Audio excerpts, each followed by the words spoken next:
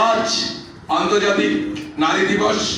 সকল নারীদের শ্রদ্ধা জানিয়ে আমার মেয়ের লেখা একটি কবিতা। মেয়ের নাম ঈশিতা গড়াই, কবিতার নাম নারী।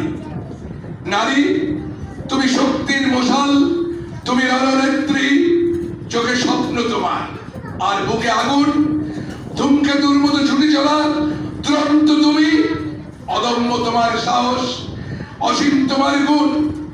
নারী, এখন আকাশে মেলেছে ডানা, লক্ষ্য তার বিশ্ব জয়ের দিকে, সংসারকে এক হাতের মুঠোয় এনে জ্বলন্ত চোখে স্বাধীন জীবন আঁকে। নারী, আজ পাহাড়ের চূড়ায় দেশের জন্য আনে জয়ের মালা, ডাক্তার, ইঞ্জিনিয়ার, গবেষক, সব থেকে পূর্ণ করেছে সে স্বপ্নের ডালা। অন্যায়ের সঙ্গে আপোষ নয়, কাঁটাতারে ক্ষত বিক্ষত সিংহী তারা, পায়ের বেড়ে ভেঙে ফেলো নারী, সাহসী হও বাঁধন হারা। নমস্কার।